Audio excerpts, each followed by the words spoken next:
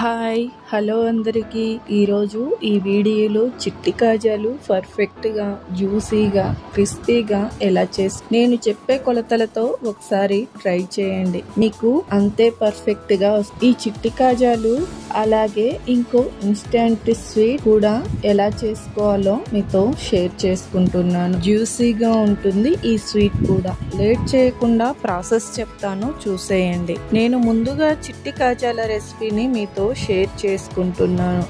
నేను చిట్టి కాజా కోసం 2 కప్పుల maida, half tablespoon baking soda, 4 tablespoons నెయ్యి వేసి పిండిని బాగా కలపండి.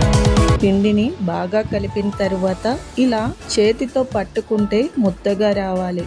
మీకు ఇలా రాకపోతే నెయ్యి ఇంకొంచెం వేసుకొని కలుపుకోండి. ఇలా ముద్దగా వచ్చిన తర్వాత పిండిని నీళ్లు చిలకరించుకుంటూ బాగా మెత్తగా కలుపుకోండి. ఇలా సాఫ్ట్ గా కలుపుకొని మూత పెట్టుకొని 30 నిమిషాలు పిండిని బాగా నానబెట్టుకోండి.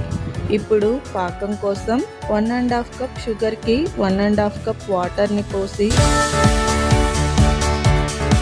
చక్కెర బాగా కరిగిన తర్వాత హాఫ్ టేబుల్ స్పూన్ యాలకుల పొడి, మీ దగ్గర ఉంటే కొంచెం కుంకుమ పువ్వును వేసి 2 నిమిషాలు బాగా మరిగించి గ్యాస్ ఆపేసి 1 స్పూన్ లెమన్ జ్యూస్ ని వేసి పాకంని బాగా కలిపి పక్కన పెట్టుకోండి.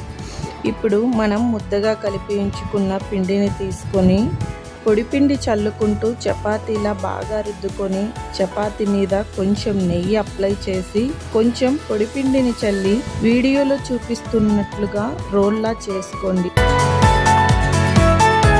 ఇప్పుడు ఇలా పీసెస్ లా కట్ చేసుకొని ఫింగర్తో ఇలా చూపిస్తున్నట్లుగా ఒత్తుకొని గోరువెచ్చగా ఉన్న ఆయిల్లో వేసి ఫ్రై చేసుకోండి.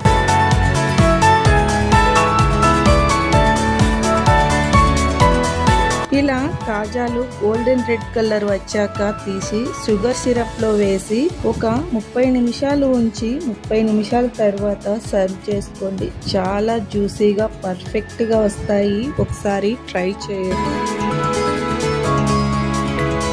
ఒక ఇన్స్టెంట్ స్వీట్ ఎలా చేసుకోవాలో చూద్దామా. మనం చిట్టి కాజా కోసం కలిపి ఉంచుకున్న మైదా పిండితో ఇలా చపాతీని రుద్దుకొని ఎడ్జెస్ ని కట్ చేసి వీడియోలో చూపిస్తున్నట్లుగా మిడిల్లో సెట్ చేసి పొడిపిండి చల్లుకొని రోల్లా చుట్టుకొని ఇలా పీసెస్ లా కట్ చేసి వీడియోలో చూపిస్తున్నట్లుగా మీ అరచేతితో ప్రెస్ చేసి గోరువెచ్చగా ఉన్న ఆయిల్లో వేసి గోల్డెన్ రెడ్ కలర్ వచ్చేలా ఫ్రై చేసుకోండి.